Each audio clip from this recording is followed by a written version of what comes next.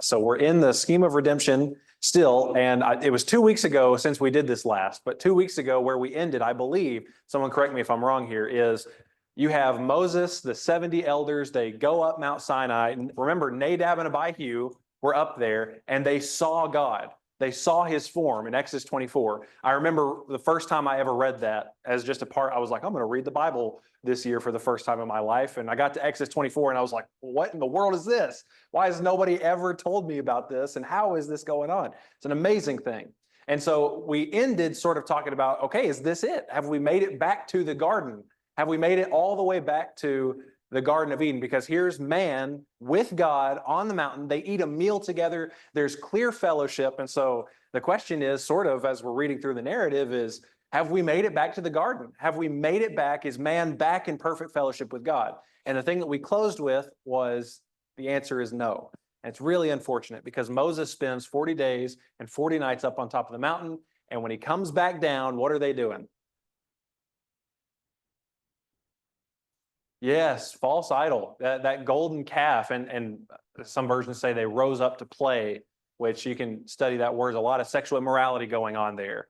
And so what looks like, okay, we've made it back to the garden, perfect fellowship with God and man is restored.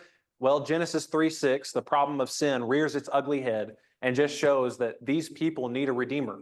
And the need for redemption is still prevalent, even though God showed himself to those people.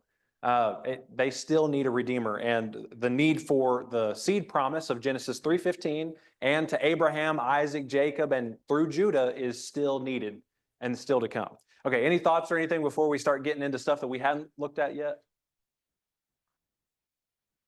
Okay. All right. So God, I mean, just imagine you show your God and you show yourself to these people on the mountain with all the lightning and the thunder and the shaking and they hear his voice as he gives the 10 commandments. The people are saying, don't let him talk to us because we're going to die, Moses. You talk to him and then you just tell us what he's saying. And then Moses is gone for 40 days, 40 nights. And the people go right back to the idolatry that they're going to be steeped in for all of their history. Just imagine your God. If you're God and your holiness and justice, what do you think you're going to do? I mean, it's obliteration time. I'm going to wipe these people off the face of the earth. And that's pretty much what God says in Exodus 32 and in 33. In Exodus 32 and 33, look at verse 33. Chapter 33. And look down at, let's see, verse 12. Verse 12, we're going to see Moses becomes the intercessor to God to say, please don't wipe out these people because of your great name. So Exodus 33, look down at verse 12. Then Moses said to the Lord, see, you say to me, bring up this people, but you yourself have not let me know whom you will send with me. Moreover, you have said, I have known you by name, and you have also found favor in my sight. Now, therefore, I pray you, if I have found favor in your sight, let me know your ways that I may know you, so that I may find favor in your sight. Consider too that this nation is your people. And he said, my presence shall go with you, and I will give you rest. Then he said, if your presence does not go with us, do not lead us up from here. For how can it be known that I have found favor in your sight, I and your people? Is it not by you going with us, so that we, I and your people, may be distinguished from all the other people who are upon the face of the earth? The Lord said to Moses, I will also do this thing of which you have spoken, for you have found favor in my sight, and I have known you by name. So we see Moses here is an intercessor for the people on God's behalf, and because of Moses, God is saying, okay, I'll go up with you. Because you've done all this, I'll go up with you. But look at verse 18. This is one of those fascinating stories in the scriptures that I love. Verse 18, then Moses said, I pray you, show me your glory. He said, I myself will make all my goodness pass before you and will proclaim the name of the Lord before you, and I will be gracious to whom I'll be gracious and show compassion on whom I'll show compassion. But he said, you cannot see my face, for no man can see me and live. Then the Lord said, behold, there is a place by me, and you shall stand there on the rock, and it will come about while my glory is passing by, that I will put you in the cleft of the rock and cover you with my hand until I've passed by. Then I will take my hand away, and you shall see my back, but my face shall not be seen. I mean, this is a fascinating thing. So Moses is the intercessor for the people. God doesn't wipe out the people because Moses intercedes for them. And Moses says, show me your glory. He wants He wants more. He wants to see more of God. And God basically tells him, I'll show you my back, but you can't look on me on my face and live. And so as we're just looking at this, type and shadows sorts of things that we've been looking at, Moses as the intercessor for his people, although God speaks to him face to face, and God calls him by name, as it says there earlier in chapter 33, not even Moses can full on see the glory of God. Not even, if there's anybody up to this point, it's probably Abraham and Moses. But Moses can't see the fullness of God's glory. God has to protect him. He can't see it. Does that stick out to anybody? Any thoughts or any comments on that? Okay. Well, as we think about Moses being the intercessor for his people, that God was pleased with, that God knew by name, who does that make you think of? Yeah, it makes you think of Christ. And what's even better, we could just go to Hebrews and just start reading that. What's even better about Christ is Moses could not see the fullness of God's glory. But what's amazing about Christ, let's look over at, go over to Hebrews chapter 1. Hebrews chapter 1, please.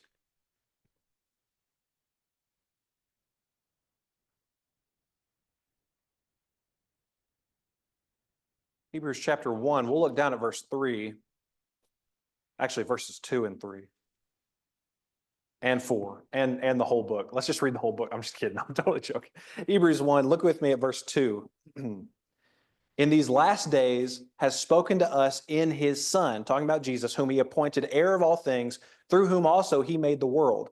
And he, Jesus, is the radiance of his glory and the exact representation of his nature, and upholds all things by the word of his power. When he'd made purification of sins, he sat down at the right hand of the Majesty on high, having become as much better than the angels, as he has inherited a more excellent name than they. And really, it's verse 3, where Moses was the intercessor for his people. God knew him by name and was well pleased with him. Here's Jesus, who is the radiance of God's glory. It's not like Jesus couldn't see the glory of God, because he is the glory of God.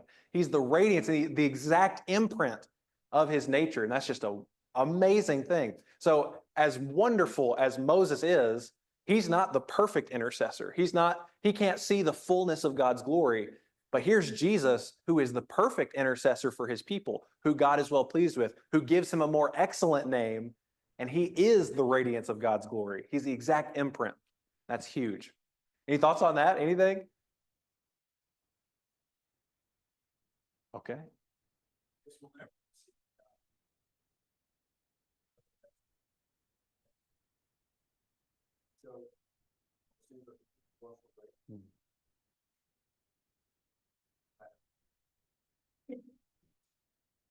Yeah, I think so.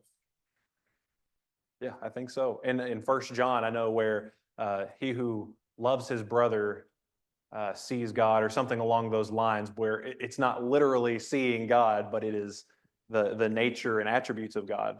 But yeah, anybody have any thoughts on that or anything, sir?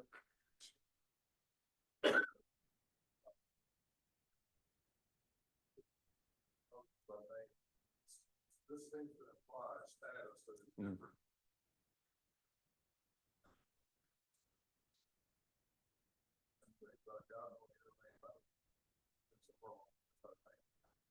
Yeah. Curious about this kind of language used for any of the other patriarchs, or is it this first time this shows up? Does it show up again before Christ? That's a good question. I don't know. That's a great question. But the idea of Moses being known by name, and there's a status there, rather than what you said, I thought it was really funny the way you said it. God knows your name, but there's something different about this. And later in Deuteronomy 18, Moses is going to say, God is going to raise up a prophet like me. And like that's going to be a big deal, because that's going to ultimately be fulfilled in Jesus. But I'm trying to think. I can't remember anybody else who right now, off the top of my head, knows by name and says that specifically. Somebody else have a hand up? Yes, sir. One of the lady thing, Paul tells Timothy in 1 Timothy 6 that He who is the blessed and sovereign, King of kings, Lord of lords, who alone has immortality, dwell unapproachable light, whom no one has ever seen or seen. That's the true form of God. Yeah. From being like Christ became human, these places were seen, and it's God is still veiled, so in some way to make it that it doesn't obliterate us. Yeah. Was that First Timothy 6? Is that what you said? Yeah. So in First Timothy 6, one of the descriptions of Jesus is the one who dwells in unapproachable light. Is that right? And the point that Brett's making is that's the fullness of the glory of God. And no one can see that without being just disintegrated and obliterated instantly. And so even when we're talking about seeing the form of God here, like in Exodus 24, where they see his feet, there's this sapphire pavement underneath where there's still a barrier, even there. You know, there's a barrier between God and man. And if they saw the fullness, well, as we just see here with Moses, even Moses couldn't see the fullness of the glory of God. So yeah, absolutely. Any other thoughts or anything? This is cool stuff. I hope you think this is great because it really is. Oh,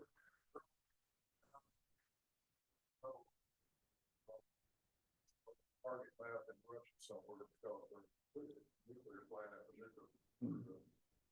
There was a lot of nuclear imagery kind of tied into everything in my childhood. And this notion of the power of a nuclear weapon being so instantaneously.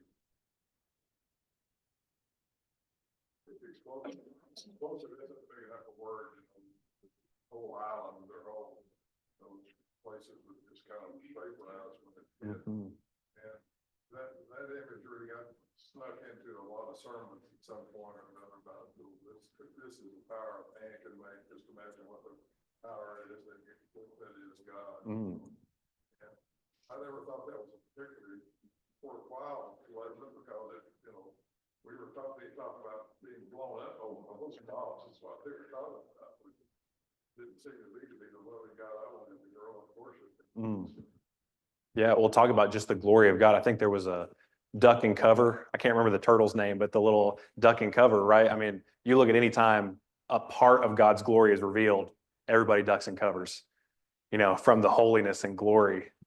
Of course, they're not being blown up. God was telling them how he wants to have fellowship with them. And then they go right to the idols. Man, I mean, it's so easy to say, man, what were they doing? And yet we do the same thing, just in different ways. Okay, any other thoughts before we keep going? Okay. So here we see Moses intercedes for them, but even Moses as the intercessor, he is not the solution to the problem of sin. The solution is still coming. In the book of Exodus, in chapters 35 through 38, it shows the construction of the tabernacle. Exodus 39 details the priestly garments. In Exodus 40, the tabernacle is actually set up. The offerings are made for it to consecrate everything and everyone, all kinds of blood was spilled. And go to Exodus 40, please. And I want us to notice this, Exodus chapter 40, and let's start in verse 34. So the tabernacle is constructed, it's set up. They're offering all of these offerings for the priests and to sanctify and consecrate each and every item that they're going to use. And we're going to see the glory of God appears again. And so in Exodus 40, look at verse 34 starting, please. 34. Then the cloud covered the tent of meeting, and the glory of the Lord filled the tabernacle. Moses was not able to enter the tent of meeting because the cloud had settled on it, and the glory of the Lord filled the tabernacle. Throughout all their journeys, whenever the cloud was taken up from over the tabernacle, the sons of Israel would set out. But if the cloud was not taken up, then they did not set out until the day when it was taken up. For throughout all their journeys, the cloud of the Lord was on the tabernacle by day, and there was fire in it by night, in the sight of all the house of Israel. Now, from the pattern of what we've been talking about throughout this entire scheme of redemption class, why do you think I thought it was important to bring out this passage at the very end of the book of Exodus?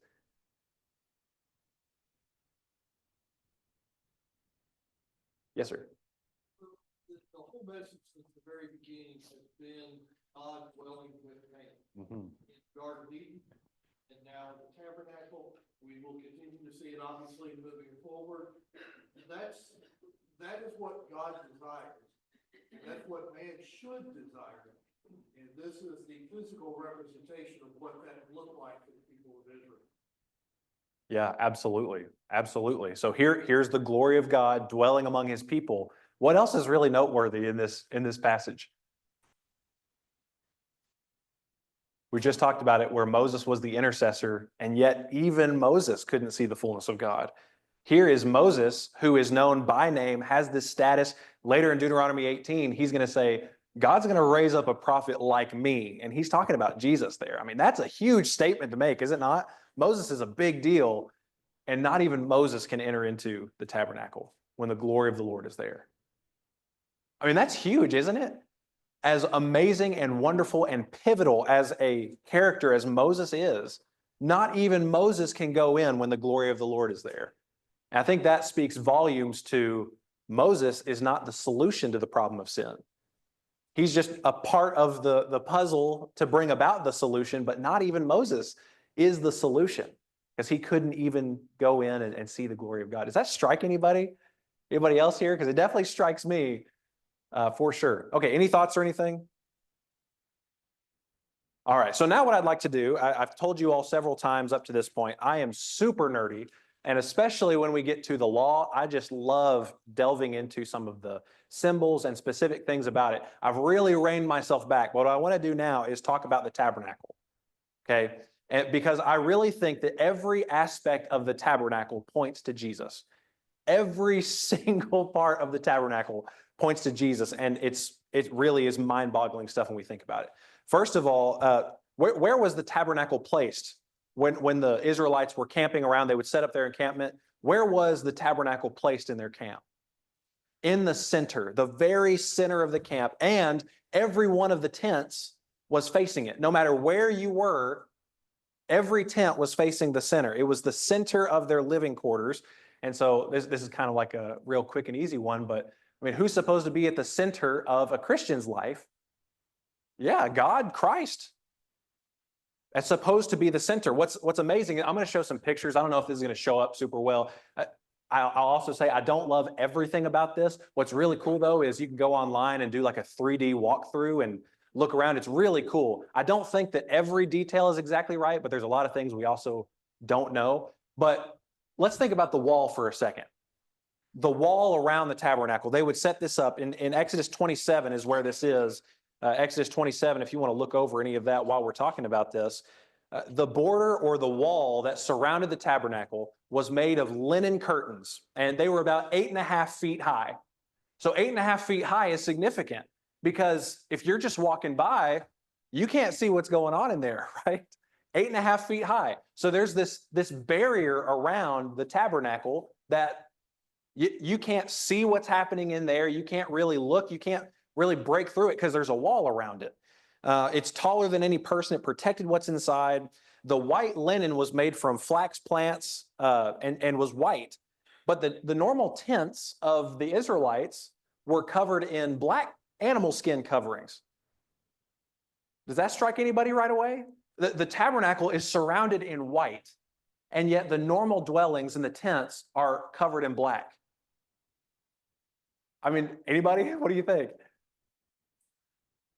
Yeah, white is a sign of purity, for sure. And so everybody is facing toward the tabernacle, and there's just this white, I don't want to say gleaming, but I mean, this bright thing that is just contrasted with everything that's around it, all of the people around it. And we know from the Day of Atonement, which I hope to talk about a little bit later too, but the impurities of the people and the camp, the tabernacle itself had to be consecrated every year because of the impurities of the camp. And so, I mean, without even knowing anything about it, you just look at the camp. Okay, here's black, and here's this something special because everything's facing it, and it's surrounded in white. I mean, that would really stand out to them for sure. And it emphasizes the separation between God and his people. It really shows that God is holy and sin separates man from God. And it really highlights the need for a redeemer. We're going to talk about the gate or the door here in just a second, but there's specific people that do specific things and only they can do it. But it really highlights the need for a redeemer. Somebody told me this. I'm not sure about this one, but when Jesus was laid in the tomb, what was he wrapped in? in linen. He was wrapped in a linen shroud. And some people point to this and they say, here's the tabernacle that is surrounded by linen, walls of linen. I was like, okay, maybe. I don't know about that one, but it's interesting to say the least. Any thoughts on the wall?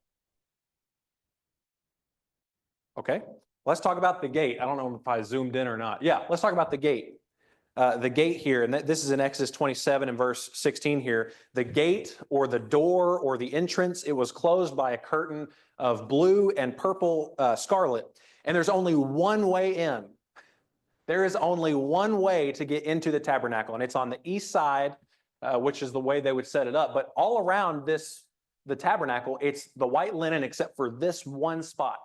And that's the only spot that you can actually go into the tabernacle. What's amazing, though, and I think we forget sometimes, is that anybody could go through the gate. Anybody could go through that door into the court of the tabernacle. And actually, you had to do that to bring your sacrifices. Anybody could do that. You had to bring in your offerings and your worship.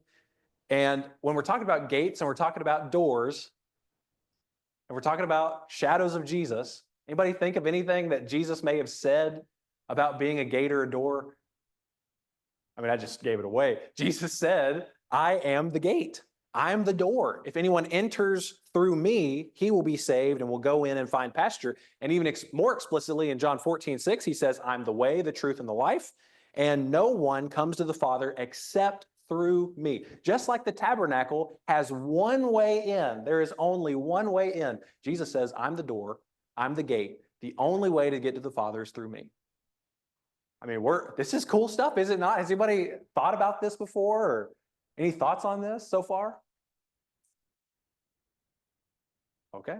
Well, just like there's only one gate to get into the tabernacle, there's only one way to get to the Father. What's also fascinating, and I didn't do a lot on this, but just to bring your offerings, to bring your sacrifices, you had to go through that gate, and anybody could go through that. You didn't have to be a priest to go through that gate.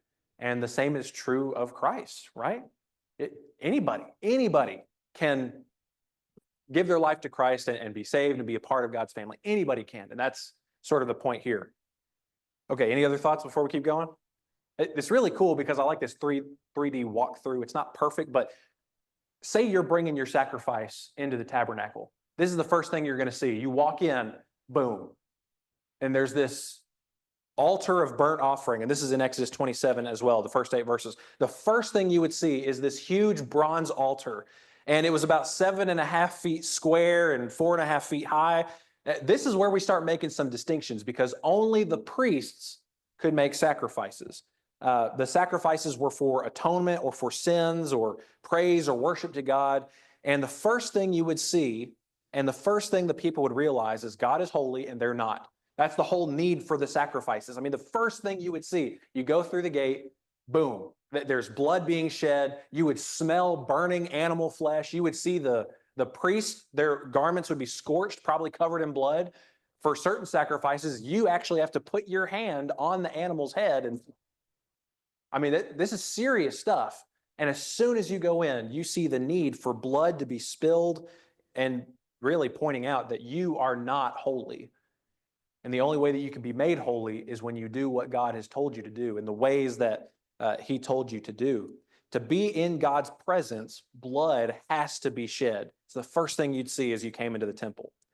And so as we're thinking about how these are shadows of Jesus, what's amazing is Jesus became that perfect sacrifice that needed to be made for us to be able to be in the presence of God. In John 1:19, John the Baptizer calls Jesus, he says, "Behold the Lamb of God that takes away the sins of the world." We could read through Hebrews 8, 9, 10, just read through that and just let it speak. But Hebrews 8 and 9 shows that Christ offered one sacrifice that was sufficient for all sins, for all people, for all time. And let's look at Hebrews 9 really quick.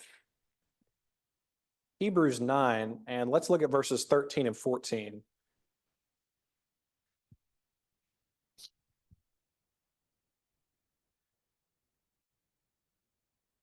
Hebrews 9, we'll look at verses 13 and 14.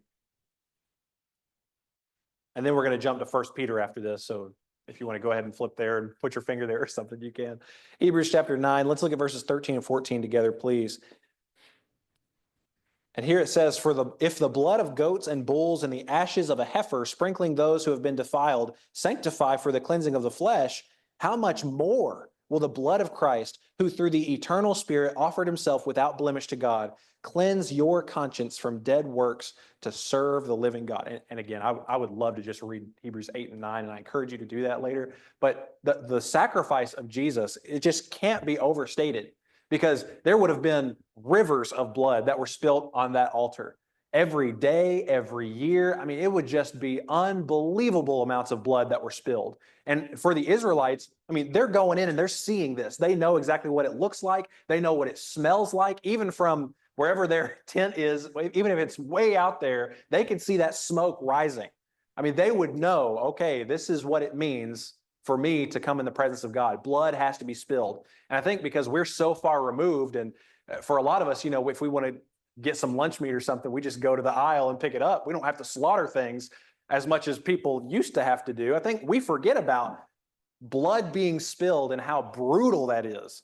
And they would have understood that. And so for the sacrifice of Jesus, for his blood to be spilled one time, I mean, that's huge. And it's better. It's even more cleansing, as it says here in verse 14. Any thoughts before we go to 1 Peter? Okay, let's go over to 1 Peter chapter 1, please. 1 Peter chapter 1. And 1 Peter chapter 1, we're going to look at verses 18 and 19. 18 and 19. Again, talking about the sacrifice of Jesus, we already talked about how Jesus is our Passover lamb, and these two things are going to be connected here.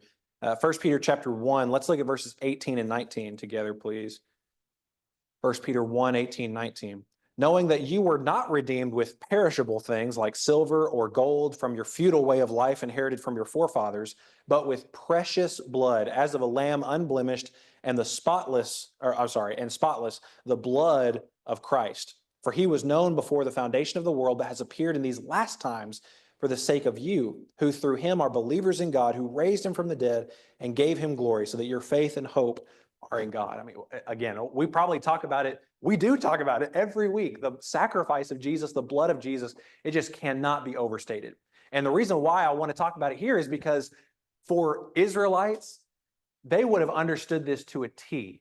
I mean, the first thing you see when you walk in the tabernacle is, I have to have blood shed on my behalf because I am unclean. That's the first thing they would see.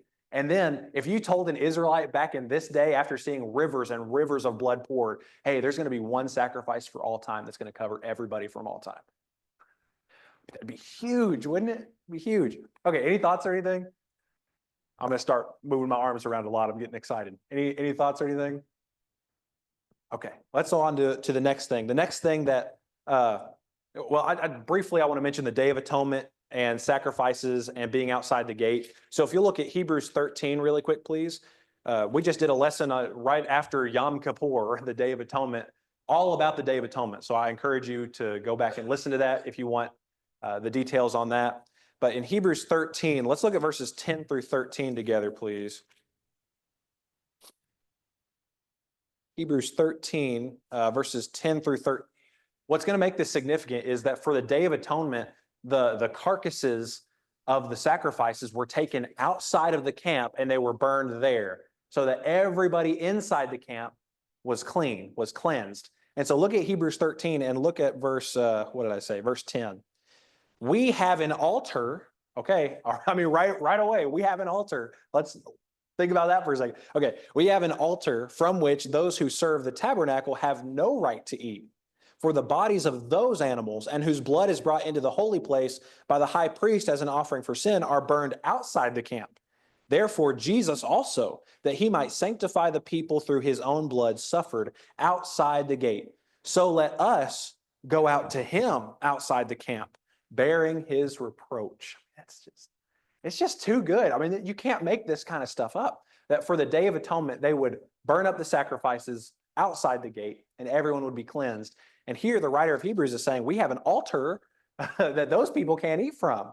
And Jesus suffered outside the gate, so we got to go to him and do things the way that he said, so that we can be cleansed in the same way that they were cleansed there. Okay, any thoughts on that one at all? Yes, sir. I can't remember if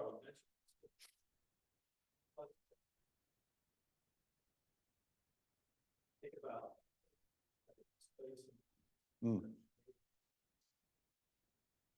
Really, that's the same. We did. That was probably like the second class. So it'd be a great time for a refresher.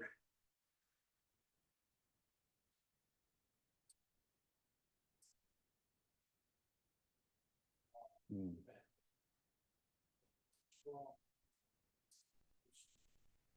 Syria.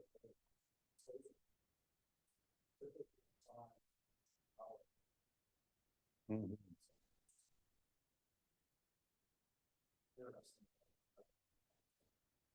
Yeah, absolutely. The East is certainly very important because if you remember the Garden of Eden, they were driven out to the east, and there was the flaming sword and the cherubim there stationed at the east of the garden. We talked about how the tabernacle is facing east. The temple would be facing east. There were several others that we mentioned in that class. I can't remember off the top of my head right now, but any other thoughts on that or on the Day of Atonement or the altar specifically? Okay. So the next thing that would be in the court of the tabernacle that really, this is where we see even more distinctions being made. Normal people wouldn't be able to go to this, is this laver. I don't know if I'm saying that right or not, but, or basin. It'd be this, that's in Exodus 30 if you want to look at any of this, but going further into the tabernacle court was the laver or the basin, and the priests used this to cleanse themselves before their daily meeting with God. The laver was made of, it was polished brass. It was used for mirrors, actually, which is fascinating to me. So the actual thing would have been, they used polished brass as mirrors. And so just the figure of this thing by itself, you would be able to see your reflection in it. And so for the priests who are going to do this, their garments are scorched from the sacrifices. They're bloody from killing these animals. And so looking at themselves in their reflection, what would they see? They would see, I'm unclean. In a very literal sense, they are unclean and they had to wash themselves before they could go into the tabernacle. But even, I mean, come on, we know that physical things are a sort of shadow of the spiritual reality, and it's even the priests who are offering the sacrifices, who are set apart by God to do this work, even they are spiritually unclean and have to be cleansed before they go into the tabernacle. And I think that's huge. Not even the priests are the solution to the problem of sin. They need redemption. They need to be cleansed just like anybody else. And it's huge. And sometimes this is linked to baptism in the New Testament, and I certainly understand that. There's water for cleansing. There's a reflection of you're unclean, and that can be true. At the same time, this wasn't immersion, and this also was something they repeatedly had to do. So I think there are certainly shadows of baptism, but this was something they had to do every time before they went into the tabernacle. They would wash their hands and their feet and cleanse themselves there. And so it could be emphasizing our need for continual cleansing. Even after we've been baptized, we still need to be continually cleansed. And the one who provides that is Jesus. And as we're thinking about water and washing ourselves and thinking about all the things that Jesus said in John chapter 4, Jesus is talking to the Samaritan woman at the well. And look over at John 4, actually. John 4, verse 14.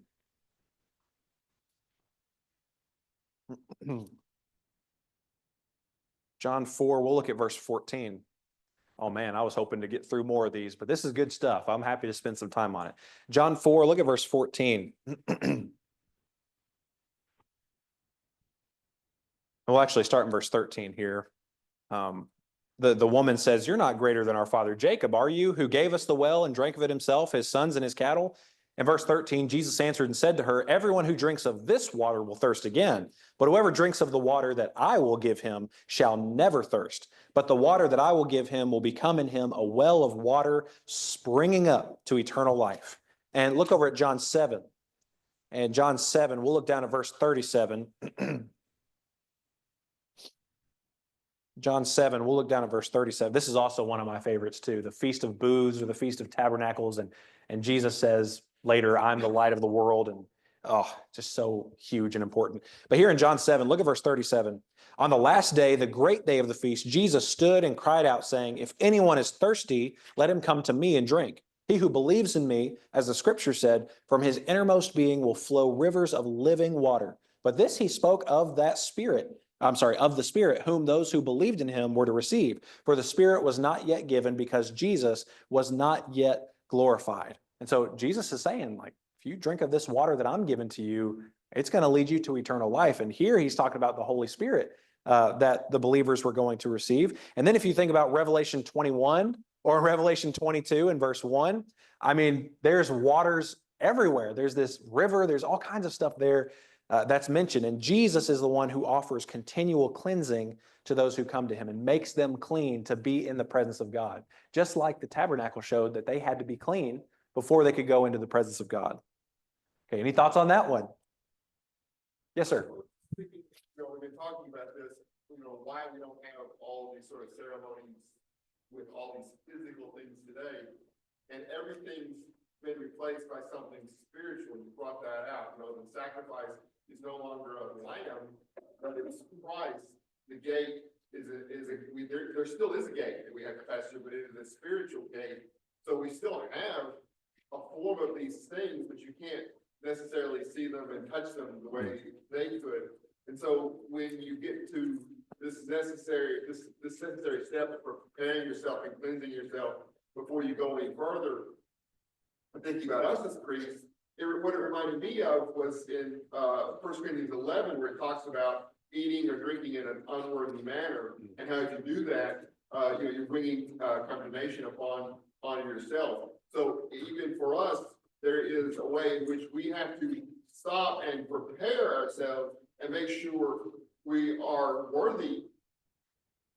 Make sure that we're going to do this in a worthy manner, because I'm sure I don't know what the prescribed punishment was, but I'm sure if you didn't do this, you would get in a lot of trouble if you just barged in without having gone through this ritual. And so to me, that's similar to this saying, hey, you can do this Lord's Supper wrong, and if you do, you are condemning yourself. Yeah, that's a really good point to bring up. And in Exodus 30, in verses 17 through 21 is where the descriptions are for this laver to be made. They're supposed to wash their hands and their feet so that they will not die. So they really had to be prepared. That's a great thing to bring out. Yes, sir. God, first thing God says, if we have no sin, we're deceiving ourselves, the truth is not in us. If we confess our sin, he is faithful and righteous to forgive us our sins and to cleanse us from all unrighteousness. And the Greek language has a particular verb tense that's not really translatable into English, but it's something that begins at some point in time and continues on indefinitely. That's the verb that's used, or that's the tense that's used for all three of the verbs in this passage. So the confessing, the forgiving, and the cleansing are actions that aren't just happening one time, they continue to keep happening. Yeah, absolutely. I'm so glad you brought that up too. And I love that ing ending for us. That's just so important. I mean, the Christian life is full of ings, right? You are doing, you're confessing, all of these things. And as a result, we are cleansed. We are cleansing, we are being cleansing. That, you know what I'm saying? Absolutely. Thank you for bringing that up. Any other thoughts or anything? Okay. Did somebody say something? It was a baby coughing. I'm sorry. Okay. Let's look at, this is cool stuff. Okay. Before we even do this. So when I was doing this little 3D tour, when you read through the scriptures and you have this awe and reverence for God, just to be able to kind of like step into the tabernacle, it's like, oh man, I probably shouldn't be doing this. I mean, I'm not a priest. I can't, but we're not under that system. It's just kind of funny. I wanted to say that. So this is what the inside of the tabernacle, this is the holy place, not the most holy or the holy of holies, but on the left, you have the golden lampstand. On the right, you have the table of showbread, and in front of you, you have the altar of incense.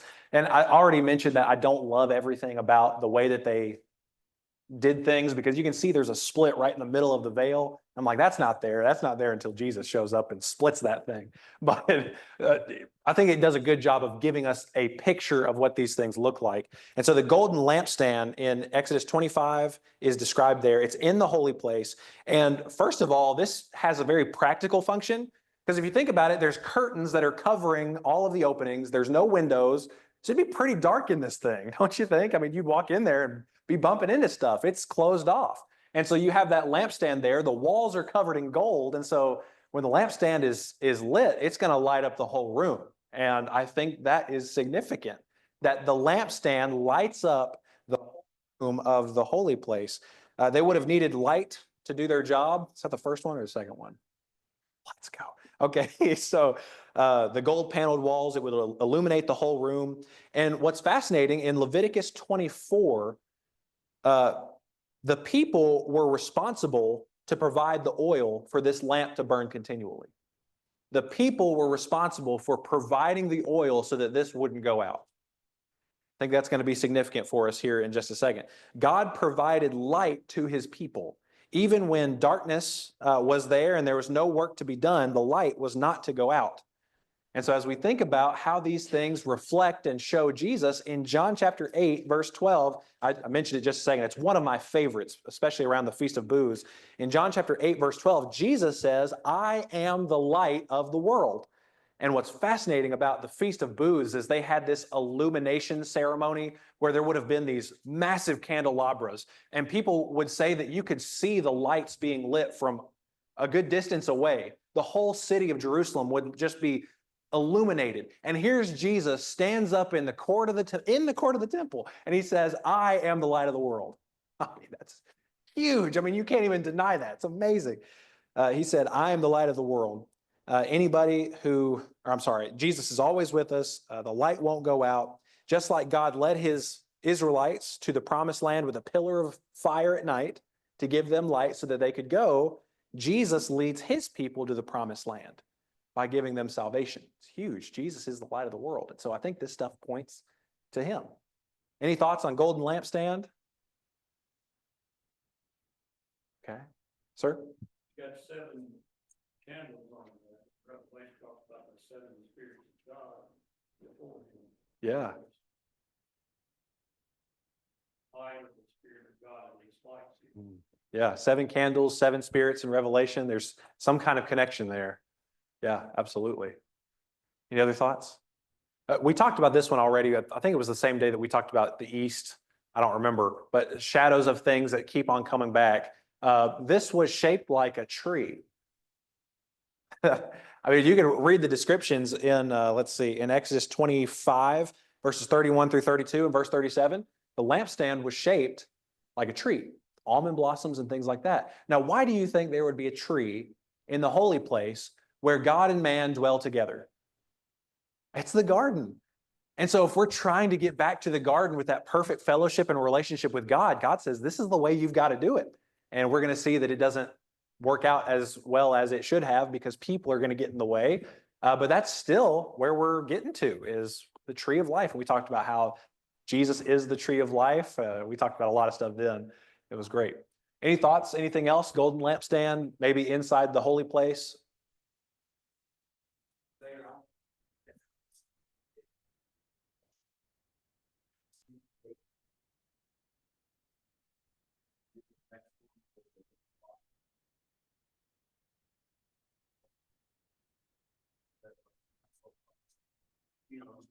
These kind of foreshadowing products. Yeah, I appreciate that. I think that's a great thing because I don't want to move on to the next one. I really appreciate that. So first of all, just looking at the tabernacle, it's the center of the camp. And so Christ is supposed to be the center of our lives. The wall around it was white and pure, showing the separation between God and man. And so, I mean, Jesus really breaks down that separation, which is what we're going to talk about. But there still is that separation. Jesus is the gate, the door. He's also the sacrifices. He's the altar, as it said in Hebrews 13. We have an altar that they can't eat from. He is the cleansing water, the living water. And then, the lampstand. He's the light of the world. And then we'll talk about more. So spoiler alert, if you want to look more into the tabernacle and look at all of these articles, we can see Jesus in every single one of them. And so if you want to be reading ahead, there are wonderful things ahead. So table of showbread, the altar of incense, the veil, the Holy of Holies. And then after we get done talking about the tabernacle, very briefly, we're going to talk about the priesthood. And Mike actually mentioned how we're priests today. So you can be thinking about that as well. Thank you all very much for your comments.